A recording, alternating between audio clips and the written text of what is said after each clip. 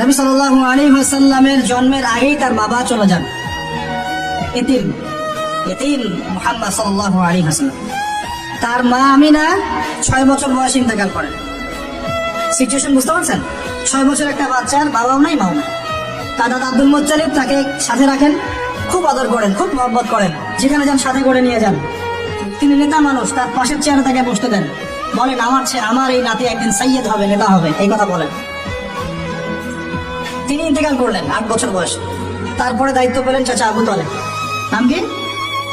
এই 8 বছর বয়স থেকে নিয়ে নবী সাল্লাল্লাহু আলাইহি ওয়াসাল্লাম নবী হয়েছেন 40 বছর বয়সে, আর মক্কায় ছিলেন 13 বছর, প্রায় 53 বছর। প্রায় 53 বছর পর্যন্ত, 8 থেকে 53 বছর পর্যন্ত এই যে লম্বা সময় চাচা আবু তালেব নবী সাল্লাল্লাহু আলাইহি ওয়াসাল্লামকে পাহাড়ের মতো প্রোটেক্ট করেছেন, পাহাড়ের মতো। পাহাড়ের পিছনে আপনি দাঁড়ালে কি বাতাস লাগবে? এভাবে তিনি প্রোটেক্ট করেছেন নবী সাল্লাল্লাহু আলাইহি ওয়াসাল্লামকে। তার সন্তানদেরকে যা খাওয়াতেন তার চেয়ে ভালোটা নবীকে খাওয়াতেন সাল্লাল্লাহু আলাইহি ওয়াসাল্লাম। স্পেশাল রান্না তৈরি করে তাকে ডেকে নিয়ে বসতেন, কারণ এতিম ছেলে, মনে কষ্ট আছে, হয়তো বা সবার সামনে বলতে পারে না, ব্যাপারটা বুঝেন না? তিনি এইভাবে ট্রিট করতেন। এমনকি নবী হওয়ার পরে আল্লাহর নবী সাল্লাল্লাহু আলাইহি ওয়াসাল্লামের বিরুদ্ধে পুরা সমাজ চলে গেল। কেউ গালি দেয়, কেউ বলে সাহের, কেউ বলে কাযযাব, কেউ বলে ফারিকুল জামাআহ। মানুষ গালি গালাজ শুরু করলো, নিন্দা গীবত তহমত শুরু করলো, অর্থনৈতিক বয়কট শুরু করলো, সামাজিক ভাবে বয়কট করা শুরু করলো। এমন কোন অত্যাচার নাই যা নবী সাল্লাল্লাহু আলাইহি ওয়াসাল্লামকে করা হয় নাই। বুঝতে পারছেন কথা?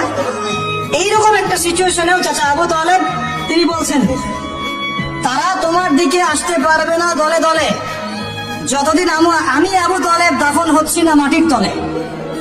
কথা বুঝতে পারছেন? তারা তোমার দিকে আসতে পারবে না দলে দলে যতদিন আমি আবু তালেব দাফন হচ্ছি না মাটির তলে। এইরকম মানুষ চাচা আবু তালেব। মানে আমরা যারা এখানে উপস্থিত আছি, বাংলাদেশে 16 কোটি মুসলমান, সারা বিশ্বের যে এত কোটি মুসলমান, তার মধ্যে বেশিরভাগ মানুষ, এই বেশিরভাগ মানুষকে যদি আপনি এক পাল্লায় রাখেন, চাচা আবু তালেবের অবদান তাকে আরেক পাল্লায় রাখেন, ওই পাল্লা ভারী হবে ইনশাআল্লাহ।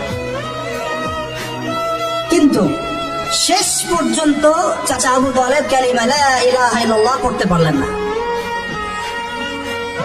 কথা কি বুঝতে পারতেছেন ভাই? নবী সাল্লাল্লাহু আলাইহি ওয়াসাল্লাম বারবার বলতেছেন, চাচা খালি একটাবার কালিমা পড়েন, আমি আল্লাহর কাছে আপনার জন্য সুপারিশ করবো, আমি আপনাকে জান্নাতে নিয়ে যাবো, আমি আপনাকে জান্নাতে নিয়ে যাবো। চাচা খালি একটাবার সাক্ষ্য দেন, শাহাদা দেন। হলো না? হাদিসের মধ্যে আসছে চাচা আবু তালেবকে জাহান্নামের সবচেয়ে উঁচু স্থানে রাখা হবে, যেখানে তার পায়ের গোড়ালি বা টাকনু পর্যন্ত আগুনে পড়বে। এতেই তার মগজ টকবক করে ফুটতে থাকবে, নাউযুবিল্লাহ। নবী সাল্লাল্লাহু আলাইহি ওয়াসাল্লাম বলেছেন, আমি যদি না থাকতাম তাহলে আমার চাচাকে আরো নিচে রাখা হতো। এত কিছু করার পরেও ইসলাম কবুল না করার কারণে এই অবস্থা হলো। এখন কি ভাই আপনি আমি বুঝতে পারছি যে আল্লাহ পাক যে আমাদেরকে বিনা জিজ্ঞাসাবাদ করেই মুসলিম পরিবারে জন্ম দিয়েছেন, আল্লাহ পাক আমাদের উপর কত রহম করেছেন, আমাদের কত কৃতজ্ঞতা স্বীকার করা উচিত। বিশ্বাস করেন, আমাদের যে সকালবেলা টয়লেট হয় না, ওয়াশরুমে যান টয়লেট করেন, আলী ইবনে আবি তালেব রাদিয়াল্লাহু আনহু এরকম বাথরুম থেকে বের হয়ে পেটে হাত দিয়ে বলতেন, মানুষ যদি জানতো এই যে শুধু ক্লিয়ার করে টয়লেট হওয়াটা কত বড় নিয়ামত আল্লাহ পাকের, তাহলেও সারা জীবন সেজদায় পড়ে থাকতো।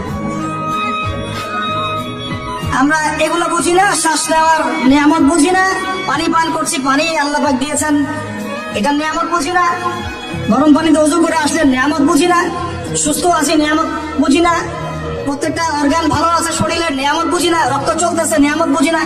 আমরা আল্লাহ পাকের নিয়ামতই বুঝি না, শুকরিয়া আদায় করি না। আর ওই যে কালিমা লা ইলাহা ইল্লাল্লাহ আল্লাহ পাক পড়ার তৌফিক দিয়ে মুসলিম বানিয়েছেন, এটা তো মোটেই বুঝি না। কত বড় নিয়ামত আল্লাহ দিয়েছেন আর কত ইহসান আল্লাহ করেছেন।